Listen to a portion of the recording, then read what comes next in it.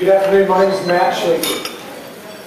And first of all, I want to say, to God be the glory for the privileges we have to be here today to assemble in freedom and to talk about the important things that are facing our citizens. I think it's always important to keep in mind where our freedom comes from. It comes from God.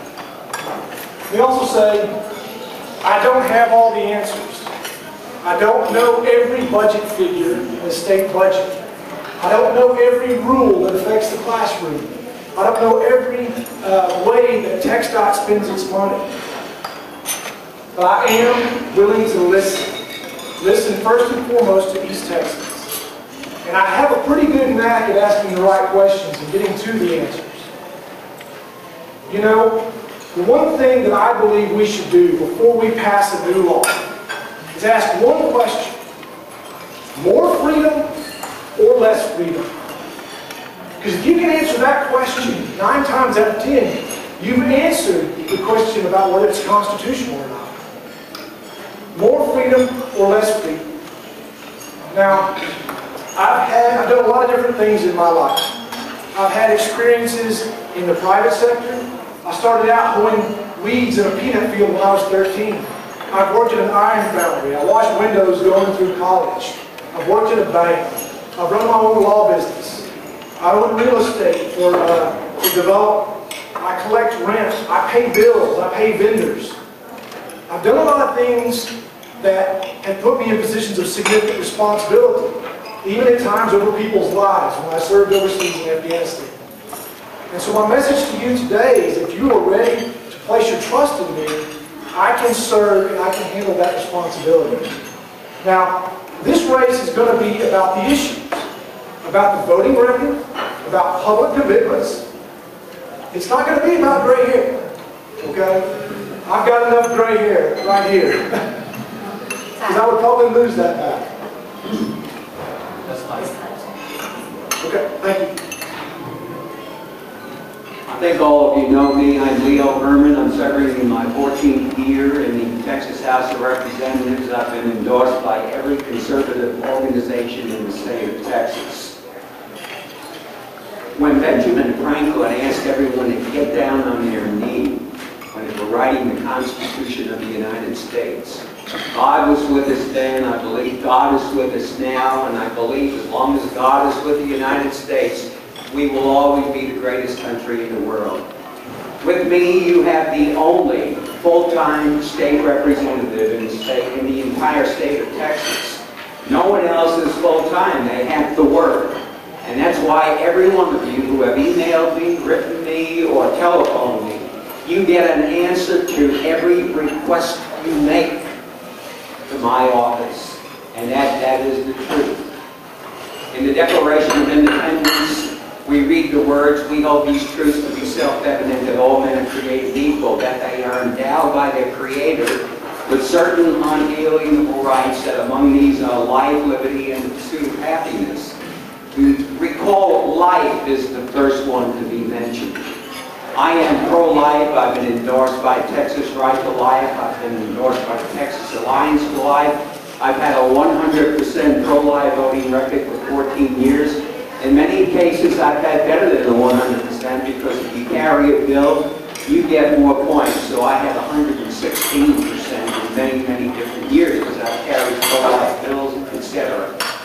If you don't have life, you don't have liberty. If you don't have liberty, you can't pursue happiness. There are 7 things that I based all of my votes on, and that's why I've got all of these agencies calling me in the top 10% of all conservatives in Texas. Number 1, we believe in free enterprise. Number 2, limited government. I said it fine. Thank you. I do not support any new regulation for business. Texas is the #1 business state in the union. That's one thing Governor Perry got right in all of the meetings we've had with our presidential candidates this year. So we are a business-friendly state. Our taxes are great. Things that I would like to see rolled back are these. At one time, the Supreme Court of the state of Texas told us that if we don't change the way we tax for our public schools, They're going to take the public schools away from us. So we cut the property tax by a full 1/3 for everybody. That was back in 2005. We cut the property tax and we instituted the franchise tax. The comptroller told us at that time that the franchise tax and the property tax will be a wash. It wasn't a wash. I'm sorry to say that I would like to see the franchise tax rates rolled back. And I also want to see businesses that don't make any money during the year not have to pay any taxes at all. I do not support new regulations for business. Well, let's look at the record. In 2003, a group of powerful construction lobbyists came to the Texas legislature and wanted to help big construction firms by creating an entire new state agency to cover the construction sector and overlay an entire regulatory scheme over builders in the state of Texas. Representative Berman voted for that. Then again, in 2009, when this brand new state agency that had never existed before had so many problems that the Texas Sunset Commission recommended that it be abolished and start over. A vote in the Texas House of Representatives not only was going to keep it around, but put it on steroids, make criminal penalties for people who didn't register and get licenses as builders. Representative Berman again voted for that.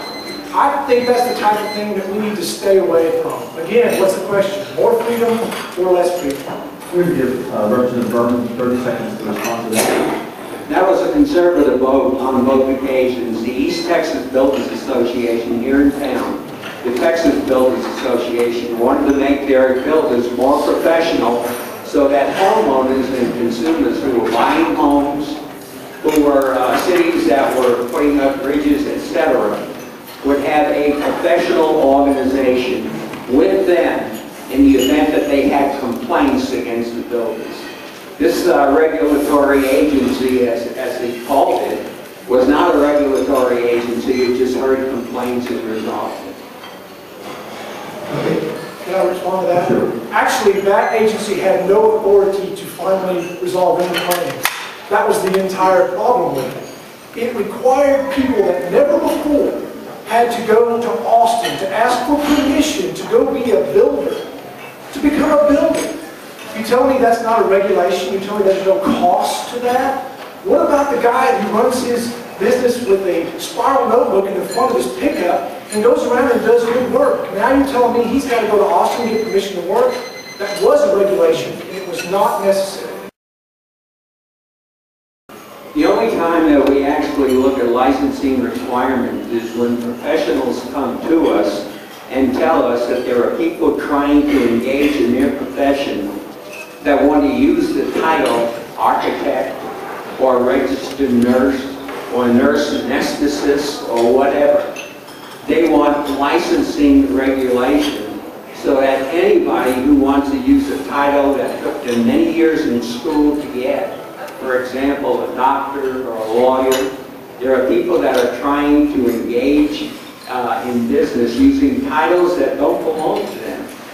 So that's why any licensing, really, and we rarely get that. I think we've had 1 or 2 occasions. Nurses want to get into doctors' businesses.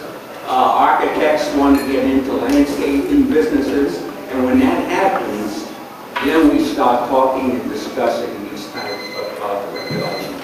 Let me push you on this one, Leo. Your words certainly apply to nurse anesthetists and to doctors and architects, but seriously, hairdressers, landscapers, do you really need to be licensing those? No, when I go to the campus, and I had meetings up here for hairdressers and barbers, and I got the head of the agency up here, and he actually stopped regulating these people by causing inspections at least twice a year. The barbers and the hairdressers in Smith County just loved what I did for them. I had the meeting right here in town. Matt? I I believe you also voted to make it so that only certain people could say they were certified interior designers. That's correct. I don't see where that gives people more freedom.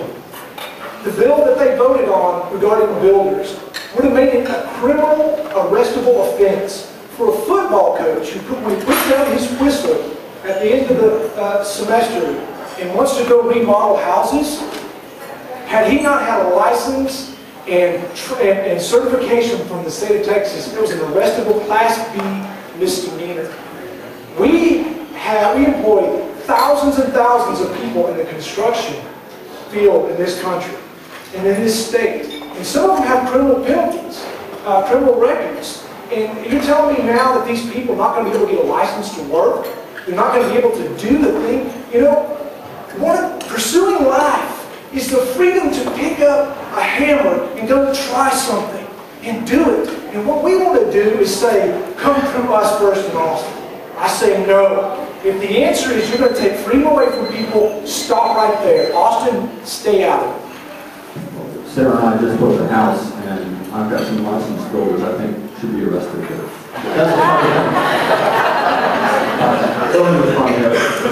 I'm just going to respond by saying that Rick Perry is right. When in all of the debates he said Texas is the #1 business state in the union. We have the least regulations in the union. We have the least taxes for business in the union. We welcome business to Texas. We are the #1 state. Last year when we had a $20 billion shortfall, we cut the budget, we cut the government, and this year we just received a letter from the comptroller telling us that we're going into next session with a $1.6 billion surplus. That's one of the best pieces of news I've heard. You can respond to that.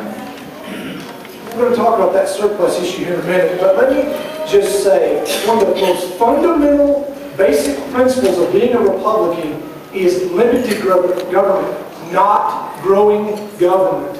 When you vote to create a new state agency that has never existed before in Texas, we've survived for how many decades in this state without an agency to regulate business in the construction field.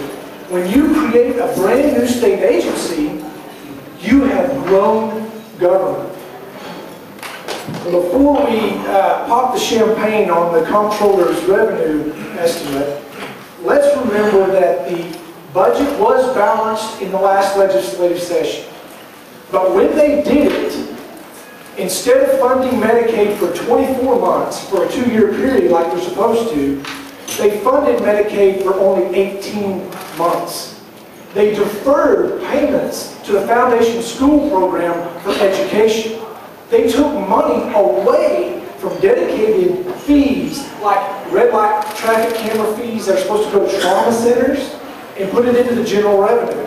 So before we claim victory that we're going to have a surplus, the day the legislature meets, they will be facing a $4+ billion shortfall in Medicaid. So I think it's very premature to talk about any type of revenue estimates that are going to give us a surplus.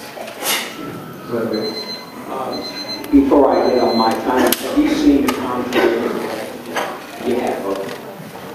When we went into session last year, it was more than a $20 billion shortfall. All the Tea parties in the state, all the conservatives in the state asked us to cut the budget, cut the size of government, and balance the budget without raising taxes. We were one of 3 states in the union that did not raise taxes. We do not have a shortfall coming up next year. I believe the comptroller. The comptroller told us that we're going to have a $1.6 billion surplus. That's a lot different than having a $20 billion plus shortfall. We're not going to have that shortfall again. If we have any kind of a shortfall, my vote is always to cut taxes. My vote is always to cut the budget. My vote is always to cut the size of government. And that's why I'm in the top 10% of all conservatives in the state of Texas, by every rating agency in the state. Yes. And I'm 35 years old. I don't think much about retirement, but sure. Yes.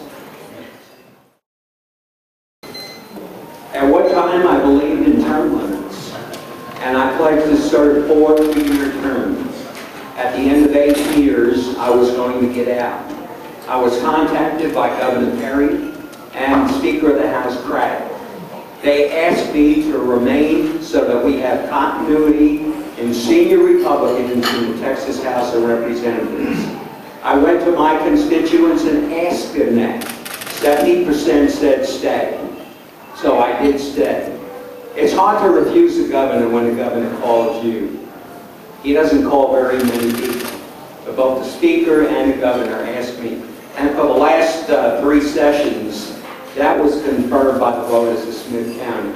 I won elections overwhelmingly. So really, it's an issue which does not apply really to state government, where you make $600 a month.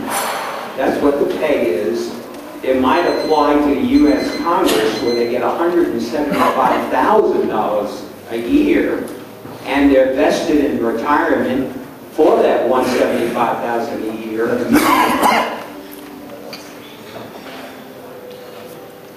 I think the best term limit is an election. That's my position on term limits. I'll go back to one point. The House retirement issue, it's not a big issue for me, but it was a big issue for you when you ran against Ted Campbell, and you promised not to take the House retirement program of your own volition. No one pressured you into that, and your point was that you said it was a raid on the Treasury, and you called it deceitful for people to vote for those raises. So I'll just point that out for the record. You want to respond to that? I don't remember ever saying it was a raid on the Treasury. I don't remember saying that. I don't remember saying it was deceitful. I just said that he had made a term limit pledge, but he wasn't called by the governor, and he wasn't called by the speaker. When the governor calls and asks you to remain, and the governor does television spots locally here in Tyler, he did it on all 2 networks at that time. The governor actually did television spots, and he told my constituents, don't blame Leo. I asked him to remain. We need continuity and seniority in the Republican leadership.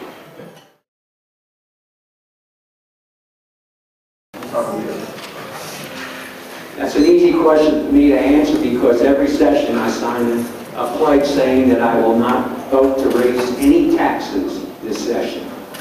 I would not vote to raise any taxes. I was asked to introduce that bill in the House, and I said I'm not going to do it. That would increase taxes by 2 cents. Other counties could do the same thing to Tyler rights. Tyler rights stay in some of our motels and hotels as well. So when you say that I pledge I will not vote to raise any taxes, I did not, and I will not.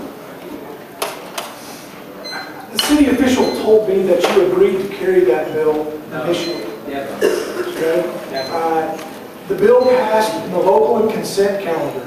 And if you know how the Texas House of Representatives works, that all you have to do to kill a vote on the local and consent calendar is to stand up and object to it, and the bill would have died. And you did not object to it. You voted no, but all you had to do was stand up and it would have died. I believe we're doing a local issue. Local taxes ought to be decided at the local level. Personally, I don't think it was the right time to raise taxes. And so I think I would have voted against it had I been in the same position. But again, there was an opportunity, if you feel firmly that it was a bad tax, all you had to do was stand up and go to the microphone and the bill would have been killed.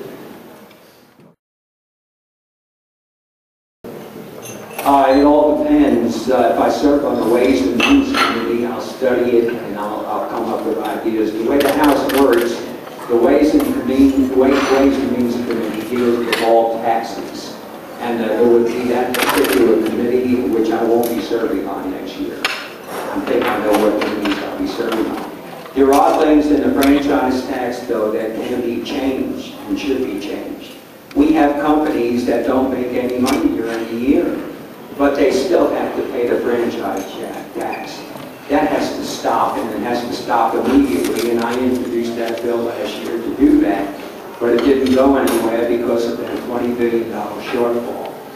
So with the franchise tax, Roy, I'll do whatever I need to do except raise taxes. I will not raise the tax rate of any franchise tax, and I will help companies right now that don't make any money at the end of the year to stop paying the franchise tax.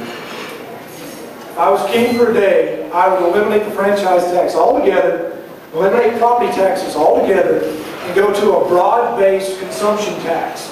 The broader the base is, the more stable it is.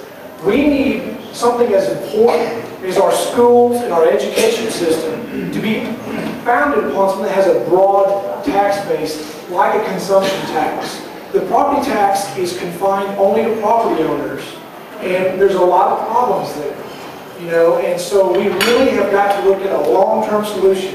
If you just want to tweak the property tax here, tweak it there, tweak the franchise tax here and there, you're not going to get very far.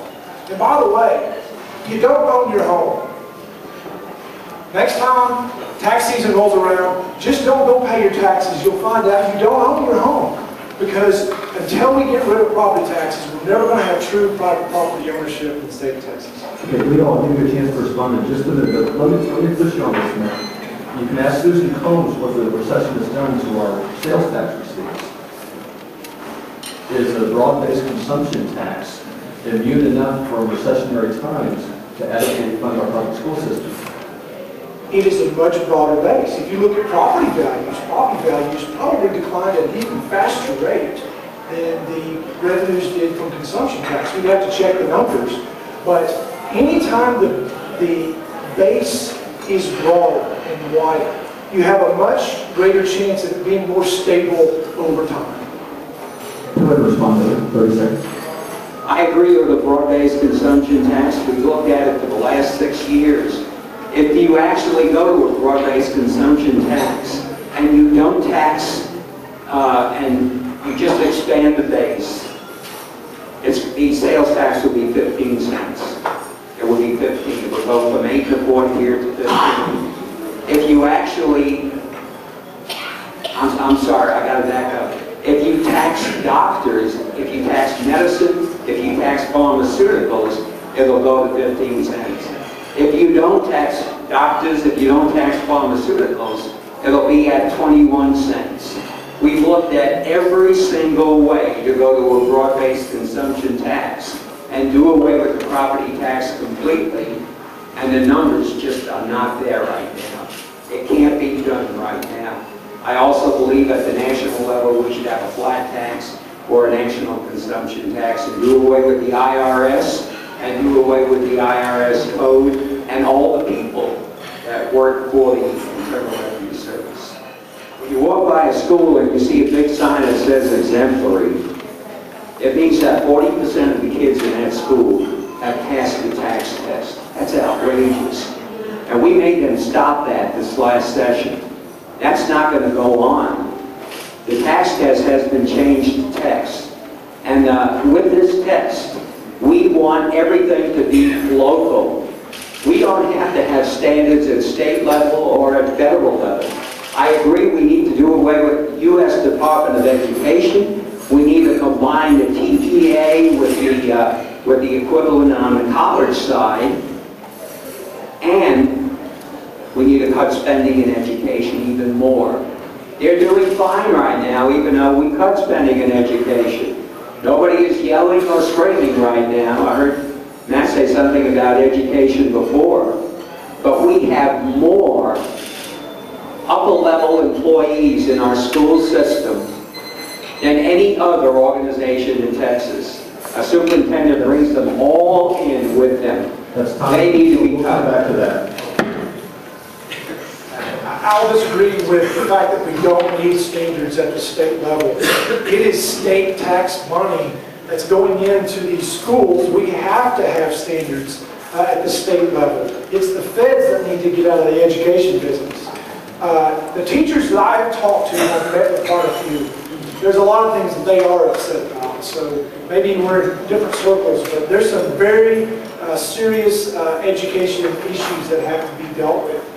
If the state's going to pass the law requiring a school district to do an end-of-course exam then they're going to have to allow the state agency to put the standards in place to meet it so that we can measure success. Now, we have gone way too far in teaching to the test. We need to teach to the child, and that's going to take the willingness to give some flexibility to our local school districts and stop trying to run every classroom out of Austin. Hold on, let me challenge you on this. You say the state, it's legitimate for the state to have standards because state money goes into the schools. But it's not legitimate for the federal level to have standards. But doesn't federal money also go into the schools? It's that federal money which actually makes up a relatively small portion of the budget. It's heavily concentrated on the special ed programs and special needs children. But you can ask the administrators and the teachers, listen, that federal money comes with all sorts of strings. I just believe we're going to have to wean ourselves off of that money. As long as we take the money, we have to take the federal standards. My position is we've got to get to a point where we get Washington out of our classroom. We have a hard enough time dealing with Austin standards. Washington doesn't make sense. Your response? Well, Matt just said two things. He said we have a hard enough time dealing with Austin standards, but he want Austin to set standards on the testing. I don't want Austin to set standards on anything. Really. They don't need to set standards on testing. Each superintendent in the state of Texas, each principal is trained and they can develop end-of-course tests which they can actually go through themselves, and they can set their own standards locally. And I'd like to see that done. I want to do away with the U.S. Department of Education, and especially the subsidization of the NEA, the National Education Association. They had their annual meeting last year. They went to California and they endorsed same-sex marriage. What has that got to do with education? Leo, you know, the administrative costs of public education. So let me ask both of you. We've got 1,200 different school districts within the state of Texas. Do you see a role for consolidation at some point? We'll start with that. Are you talking about consolidating administrative? Well, I'm not sure. Consolidating school districts. I don't think that's the answer. And I'll tell you why. Because there are still a lot, I'll say it this way, most of the decisions that impact the classroom really are made at the local level. So we have a responsibility as citizens to get involved in the school board and what's going on with the schools and keep an eye on things, okay? We have a state board of education that deals with curriculum. So, you know, administrative costs vary from school district to school district. I believe that's a local decision. If the local taxpayers believe that they're doing a good job with paying the administrators the way they are, that's their decision. But, you know, you hear some people tell me that we've got too many administrators, and then you hear the administrators tell you, well, it's just the right balance. I don't know the answer to that, and I don't think someone in Austin ought to be making that decision for our schools locally. Well, let me push on that a little bit. Consolidation, in the way I'm talking about, would require the authorization from the legislature, but not, it wouldn't be mandated. It would simply be the legislature allowing business to consolidate if they so wish. Would you support that? If the state wants to take its hands off and say, schools in Smith County, you can have a local vote and let the local people decide how they use their administrative resources. If they want to share a bus yard and share maintenance costs and share administrative costs, I would have no problem with that whatsoever. Yeah. 2 sessions ago, I introduced a bill concerning Smith County. We have 9 school districts. That means we have 9 superintendents, each making more than $100,000 a year. Each superintendent has their own top-heavy bevy of administrators. If we had one superintendent for Smith County with his own staff, and an assistant superintendent for each independent school district that's in existence today, just on the superintendent salaries alone, we would save over $1 million in Smith County.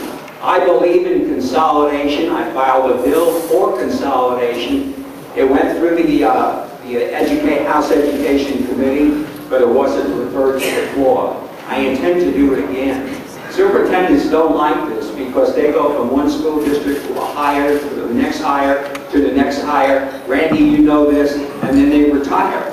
And then they are consultants for the consulting agencies around the state.